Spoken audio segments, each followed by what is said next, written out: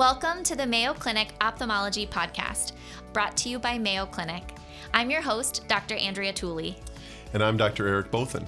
We're here to bring you the latest and greatest in ophthalmology, medicine, and more. In today's episode, we sit down with oculofacial plastic surgeon Dr. Elizabeth Bradley, a member of the Mayo Clinic face transplant team. Dr. Bradley takes us through her involvement with the first face transplant at Mayo and everything a face transplant entails from the ophthalmologist's perspective. Dr. Elizabeth Bradley is an associate professor of ophthalmology at the Mayo Clinic in Rochester, Minnesota, where she serves as program director for ASOPR-sponsored Oculoplastic Surgery Fellowship. In addition to her clinical interest in ophthalmic aspects of facial nerve disorders, Dr. Bradley is a member of the Mayo Clinic's face transplant team. She was the oculoplastic surgeon for Mayo Clinic's first face transplant performed in 2016. Dr. Bradley also works in multidisciplinary teams through Mayo Clinic's Facial Reanimation Clinic and the Thyroid Eye Disease Clinic. Welcome, Dr. Bradley. Thank you. Happy to be here. We're excited to have you. This is one of these topics that falls just beyond our comfort zone in facial transplants. And it seems like a foreign concept potentially to pediatric ophthalmologists like me, maybe a little bit better for you as an oculoplastics person. Even oculoplastic surgeon, face transplant is out of this world, unbelievable. So we're super excited to talk about it. Yeah. Back us up to even before the actual preparing to do that technique. Share with us just a little bit about the early days in considering performing a transplant. What went into even the concept, the background, our understanding, and what might need to be in place for that to happen? Yeah, so really it started with a relationship with Samir Mardini, who leads our face transplant team at Mayo Clinic. And Samir first approached me more than a decade ago, so 5 or 8 years before we did the face transplant, saying, I have these cases where we need an oculoplastic surgeon, and some of them were very routine, Medicare blepharoplasties where they needed a ptosis repair. Could you want to do these together? So we started working together, and we found out that we worked very well together in the operating room. And then he had this goal to bring face transplantation to Mayo, and for Mayo to have a clinical face transplant program, meaning outside the realm of research. This is a surgery that's at that very tip of the pyramid. If this is what a patient needs, that we have to be able to offer this service and this care to patients. And so that was his goal, and he set about assembling a team, and I was just one of the very, very lucky people who was able to be on that team. I think it's exciting to consider how cross-pollinating in different specialties not only complements what we do in our patients, but also brings in opportunities to do more in different things. And eventually this led to facial transplants. Share with us a little bit about that journey. You said you realized you worked together with. How did that feel? How was that orchestrated on a patient-to-patient basis? I mean, did you do cases together, or was it, dialoguing in clinical care? And were there aspects of that working directly with a plastic surgeon that changed your practice outside of that care in your oculoplastics practice? So yes, to all of that. So we started working together really, like I said, on these very prosaic cases, blepharoplasties, ptosis, and we said, okay, well, we see these other patients that also could benefit from our services, and especially in the realm of facial reanimation, which we'll talk about separately. But we were both seeing patients who had facial nerve palsies. Our first effort together was to form our facial reanimation team. And so that was a multidisciplinary team that we grew just from our mutual patients, and then we recruited a neurologist. We identified Dr. Beth Robertson, one of our neurologists, and she became our neurologist, and then she became the neurologist for the face transplant team. And so that was certainly one of the core groups for the face transplant team. But yes, we started doing more and more complex cases together, trauma cases, reconstructive cases. Our surgical schedules aligned. As you know, at Mayo, we have these blue and orange days. And so he and I had similar days in the operating room, and we started blocking 1 or 2 days a month. I know, Dr. Tooley, you do something similar. And so that's really a core part of how we schedule so patients can arrive, see us, and be in the operating room potentially even later that week with the same team. I know early in my practice. Some of my colleagues that went into comprehensive ophthalmology practices, I know a group or two that would dedicate a certain schedule, like once every 3 months, where they operated together, even on straightforward cataracts. Or it might be a strabismus case that they hadn't done in a while and they didn't do those routinely.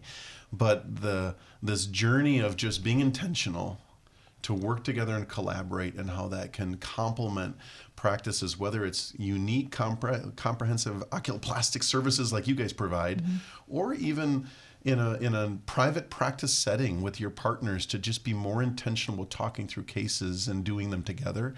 There's great reward. So Absolutely. No, and that's one of the really fun parts about what we get to do is work together. I think cases that I have with colleagues and opportunities to work together, they're always the most fun cases, the most enjoyable, and probably better for patient care with that collaboration. So take us to the very, very early days of thinking about, okay, we've decided we're going to start offering face transplant. I mean, face transplant, the whole concept of that surgery has not been around for very long. Not many places have done it. It's extremely challenging, much more than other solid organ transplants. What goes into planning, conceptualizing, preparation for something like that? Because, I mean, you prepared for years and years. So take us through the very early days. So certainly from an institutional standpoint, it requires a huge amount of groundwork, most of which was done by Samir Mardini, getting this through the IRB so that they would approve this as clinical care, not research-based care. And then there was a whole separate parallel system of approvals that had to go through the organ procurement organization, because up here in the upper Midwest, we have a fantastic organ procurement organization that helps work with families, donors for solid organ transplants, but they very much had to be on board and add this new protocol to their services of now approaching the family about potentially donating a face of a loved one. When you sign your organ transplant, when you sign on your driver's license, when you sign your organ donor wishes, that applies to solid organs and corneas, but it does not apply to face transplant. That requires special permission from the next of kin, so that all had to be worked out, protocol. Some of the other things that differ from solid organ transplant is that this happens in adjacent rooms. So the donor and the recipient need to be next to each other in the same room. And so that means that the donor potentially has to be transported to your hospital. And for example, if they die in another state, their body is actually in the jurisdiction of the local coroner, not even in their family's possession anymore. And so that coroner has to sign off to have the body transported across state lines. These are just examples of some of the thousands and thousands of details that had to be ironed out. So Samir Mardini worked on that, I think, for about 5 years before we even said, okay, we're actually ready to start screening patients. And then that was a whole system of finding patients. We see patients, of course, every month we see patients who have horrible disfiguration from trauma, burns, congenital malformations, all types of things, and identifying in which patients we had exhausted traditional surgical techniques and they needed something else. And then that patient has to, of course, go through a whole series of medical, psychiatric evaluations to make sure that they would be committed to and a good patient for a face transplant.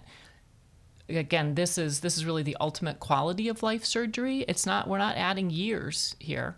It's not like heart, liver, kidney. This is a commitment to take potentially life-altering, life-threatening medications to enhance your quality of life. Right.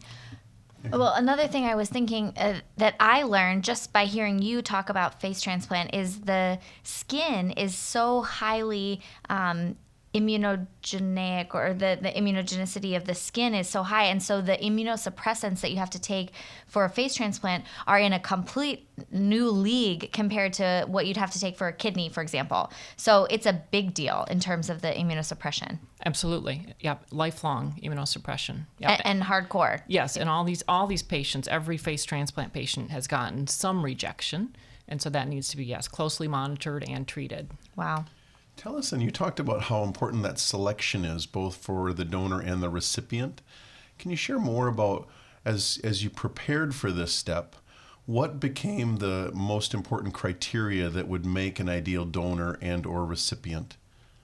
Well, so first and foremost, they had to have a defect that could not be in other ways managed by conventional surgery.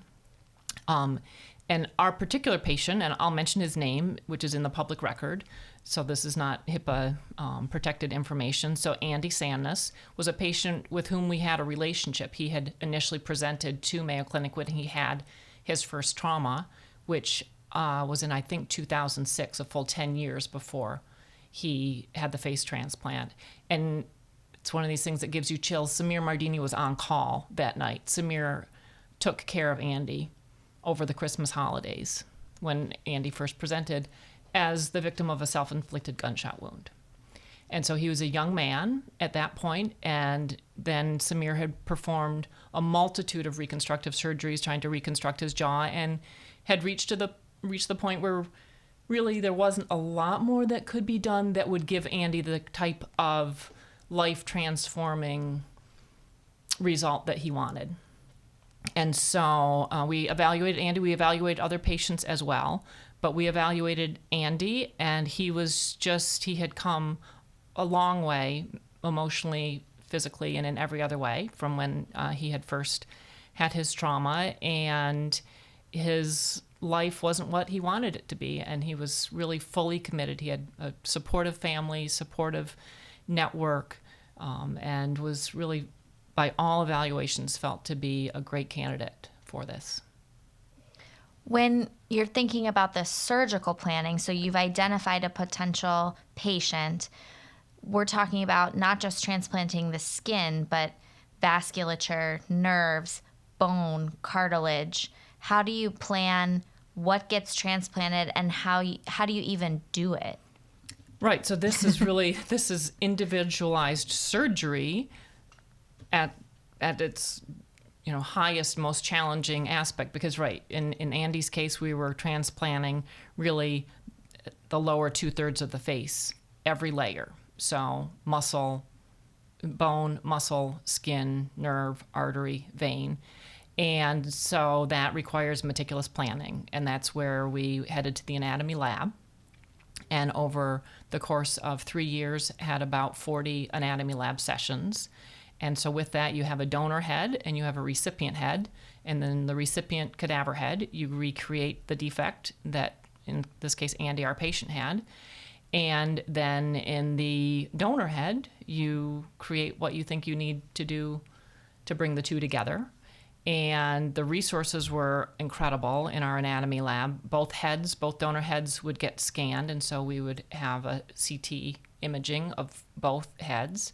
And then we would have cutting guides that were specific for both heads.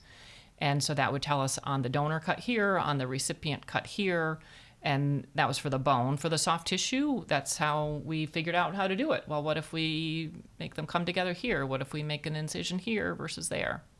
And so we worked through all those details over many, many sessions, a couple of years.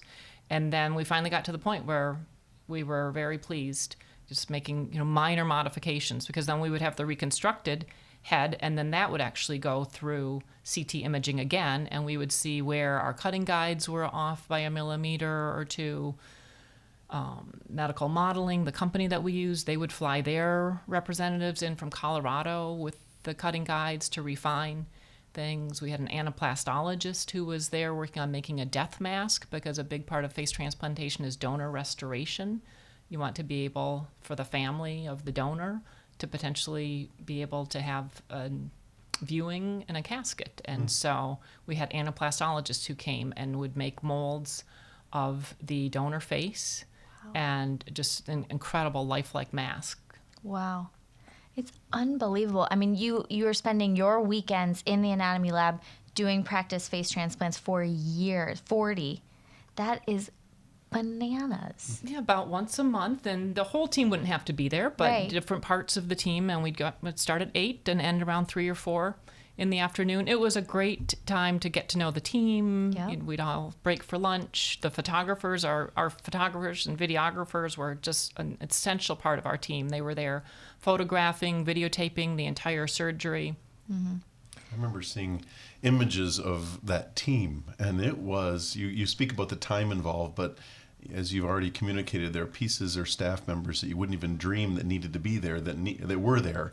And so the multifaceted operating, filling team members, it was like a college football team showing up in the operating room throughout that journey. Yes. So the leadership and communication parts obviously couldn't be underscored and how important they were. Yes, the team definitely grew from our fairly small team in the early days to by the end we were doing an entire run through with surgical scrub techs, real instruments. We practiced this to the nth degree. Yeah, and then finally decided we're ready.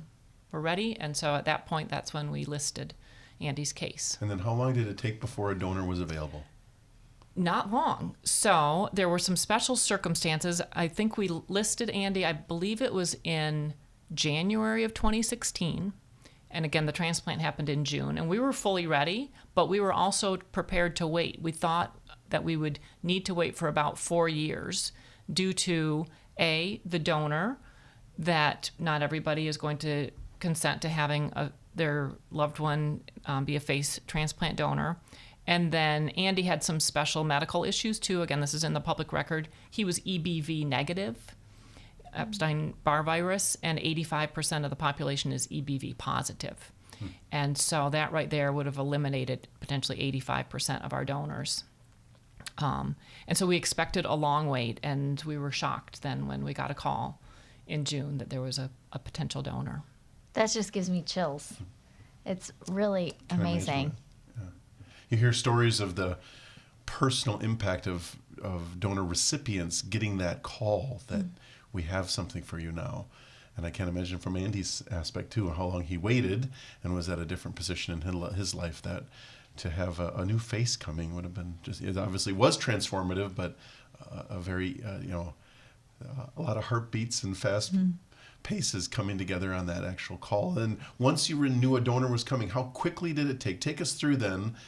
We have one, it's going to happen. How long did it take to get everything in an operating room? And take us through what that journey was in the OR when it's happening. Right. So as I recall, I think Samir Mardini got the call when he was at the airport ready to leave for a flight that we have a potential donor. We don't know the EBV status, and he's signed his organ donation card, but we need to talk to the family. And again, this is all in the public record. It was in the Mayo video, it was in People magazine, that the donor was a young man who himself had committed suicide. So again, another just striking parallel with Andy. And he had a young wife who had the strength to say that she would donate his face for Andy.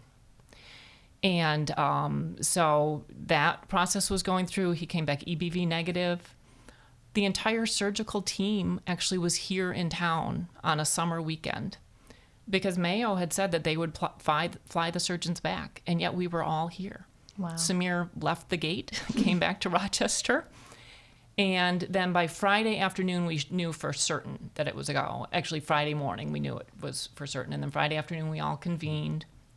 Andy had been flown in from Wyoming, where he lived at the time, and the donor had been transported across state lines, Rudy, and he arrived at St. Mary's. Andy was all checked in. Samir did his briefing just before midnight on Friday night, and then we started the case a little bit after 3 on the wee hours of Saturday morning. Again, the timing was amazing that we had these 2 OR suites all weekend long. And so we ran all day Saturday, all day Sunday, and then finished up Monday morning around 8 o'clock, just in time to get the room turned over for the next case. Wow. Unbelievable. Yeah. Wow. And what was the energy like? What were the days like operating for 48 hours in shifts? And we've seen pictures. We could probably put a link in the description of this podcast to show some of the photos of the cots and people sleeping between shifts in the OR, and you brought in food. And it's remarkable. And we're all surgeons, and I'm sure there's a lot of surgeons listening to this podcast, but this is the Olympic, not even Olympics. Like, this is the another level. You can't even imagine a surgical feat like this. It's so cool to hear about. So tell us about the day. So, I mean, yes, certainly you're standing there at the scrub sink thinking, this is so incredibly routine. I'm scrubbing my hands for this biggest case that certainly that I've ever done and that I might ever do. But you're also there with all these people, your team. And so, I'm literally standing there with one of the other surgeons. And you felt, more than anything, I think we felt ready. And walked into the operating room with the donor. And the organ procurement organization is there at the beginning of the case. And something that has changed, at least since I did my transplant rotation as a medical student, is that they read a brief statement written by the family about the donor. And that is definitely a centering experience for everybody. And just what an amazing gift, again, from the family. So appreciative of all the strength that they had. And with that, then the case gets underway. And again, we were certainly very ready for every step of the case. And you just keep marching through. Wow. One thing that Samir had done to prepare for the entire experience was he had visited, I think, every face transplant center in the entire world and had talked to the lead surgeon. They were all friends and colleagues of his.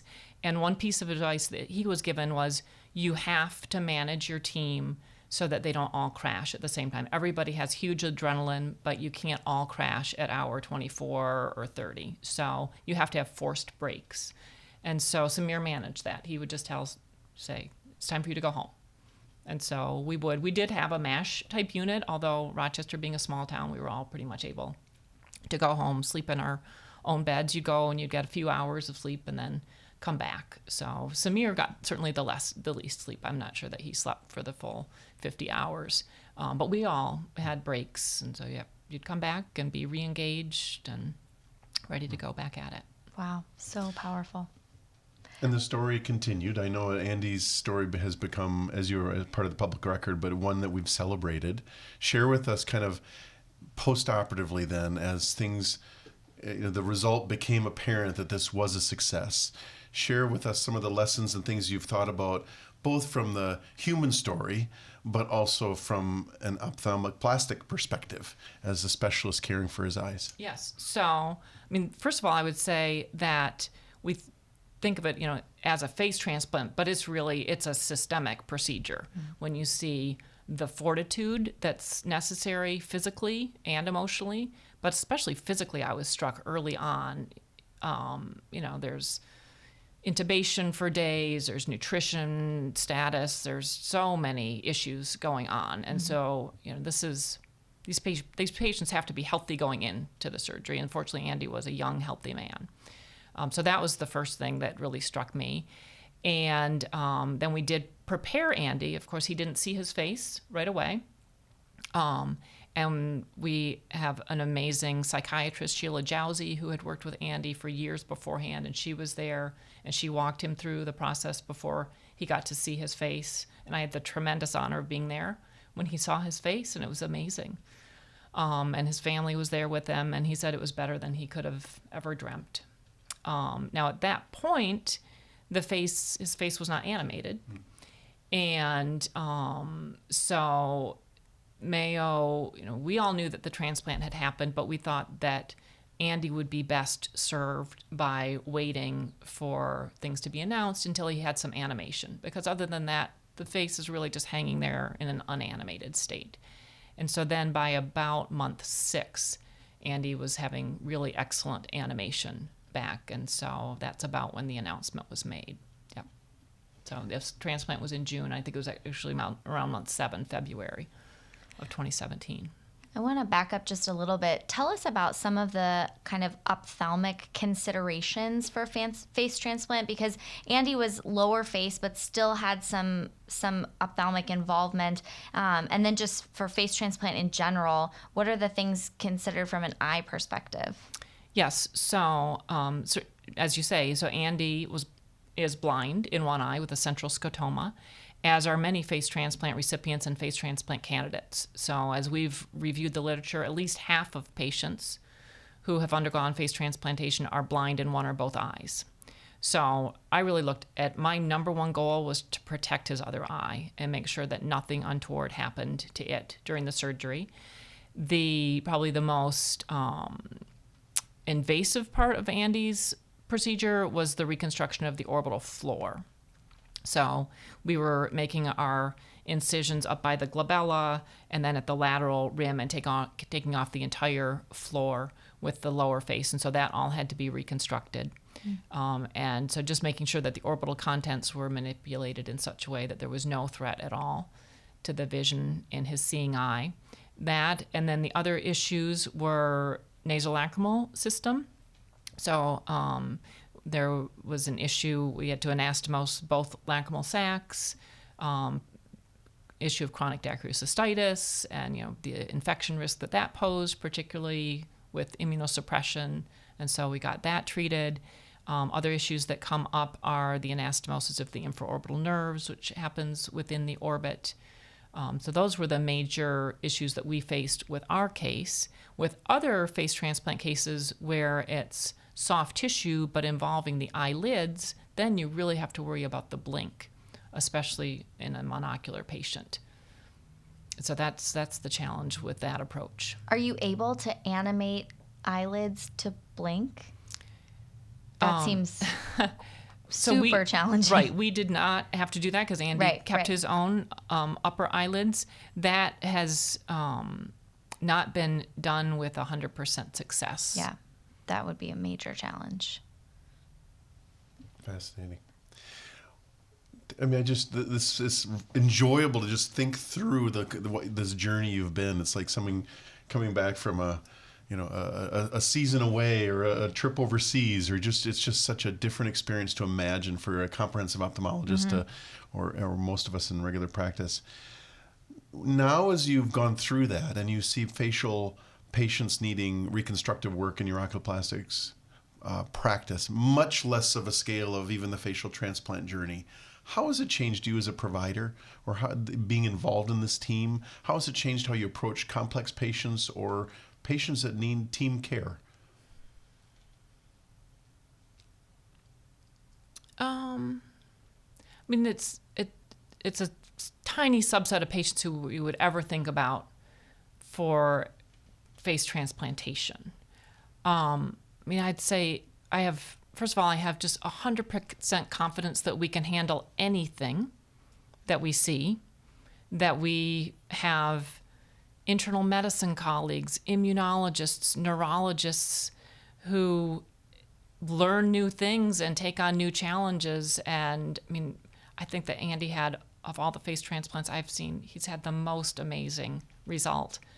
And I think it's that dedication. Every single person did their job so incredibly well that it's a tremendous source of pride and also of confidence moving forward for the care that we can provide to these most complex patients. Shows the power of practice, the power of teamwork, power of leadership, everybody collaborating together. Really kind of every piece came together the way that it should. And the story is remarkable, how everything was in line right when you were ready. Then it happened against all odds. It's such an amazing story. Thank you for sharing it with us. Even if I've heard the story a couple times and I still get chills hearing it every time. So thank you so much for sharing it with us. Congratulations on your success. And I hope that everybody listening really enjoyed hearing about it, because I sure did. Thank you. I certainly appreciate your commenting over the appreciation that it was a gift to hear about the donor's family, and that it was a honing experience for the team involved. Stories like this help all of us appreciate and be honed in on what a gift it is to be in a care team, to help and put the patient first, as we strive to do that here in servicing our patients. And it's a gift to work together on a team. So just thank you for being here and sharing your time with us as a gift. And we hope it was a blessing for our listeners. Thanks, Dr. Bradley. You're most welcome. You can find all episodes of the Mayo Clinic Ophthalmology Podcast on our website. Thank you for listening, and we definitely look forward to sharing more.